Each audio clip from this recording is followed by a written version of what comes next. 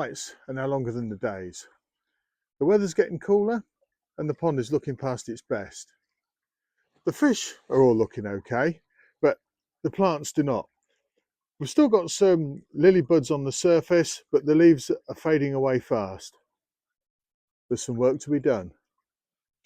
You are going to need to remove as much decaying foliage as you possibly can, otherwise it will pollute the water throughout the winter. You won't be able to do it in one session. As things die back, you will need to be doing it on and off throughout the autumn. And you will also find that there are some plants, such as this water lily here, which will need splitting at some point as it's overgrown the basket. Once these leaves have been removed, and we've still got a few more to do here, the next job to do would be to remove the silt and sludge out of the bottom of the pool. You can either use a special pond vacuum cleaner, or for smaller ponds you can just use a fine net. This pond's a little bit deep and I've not got a vacuum cleaner here today, but we'll do it another day. Your technical equipment is going to need checking too. The pump's going to need a good cleaning out to make sure it runs freely through the winter, and in some cases in really cold weather you'll want to move it closer to the water outlet so it reduces any unnecessary cooling of the water in this time, and obviously that will benefit the fish and other wildlife. As you can see, this pump is a little bit mucky really. We obviously haven't tended to this one for some time, but this is probably bad as it's ever been. Also, by keeping it running throughout the winter as well, the temperatures generally quite mild winters nowadays, so this will actually keep the filter bacteria alive, and fish will feed at different times. It will help keep the pond in good order. Now that the pump has been cleaned, the attention should move to the other technical equipment in the pond.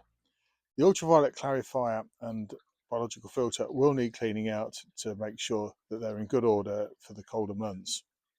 Once you have cleaned your UV and filter, just make sure the pipework's all in good order as well. Make sure it's not been interfered with by wildlife, little fingers, that sort of thing. Make sure it's safe and in good order ahead of the winter months. Having a net over your pond is a great idea. It stops leaves from falling into the water and rotting down, which in turn creates more sludge and creates more algae for the spring. It also helps stop cats and other wildlife getting in there from stealing your fish.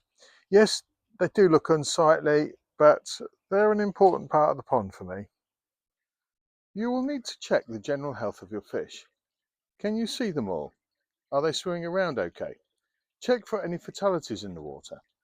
If you find any issues, treat them straight away, especially as the water gets colder.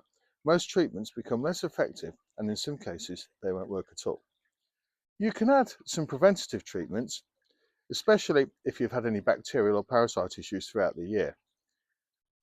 We generally recommend treatments such as Bacterad, Eradic from NT Labs, which are very good at this. You will need to test the water too. Check the water quality for ammonia, nitrite and nitrate, and also the parameters for pH, KH and GH. Carry out the necessary water changes and add any buffers where required. With the majority of plants dying back, it is worth making sure you have some in the pond which look nice and provide cover during the winter.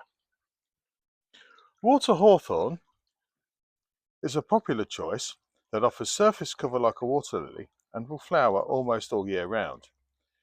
It is likely to die back when the surface freezes over, but will return again in about 2 weeks. Starwort, mare's tail, water soldier also provide cover and add some oxygen lower down in the water. Certain species of rushes, such as juncus and equisetum, along with grasses and brookline, can add extra interest to the margins at this time of the year too.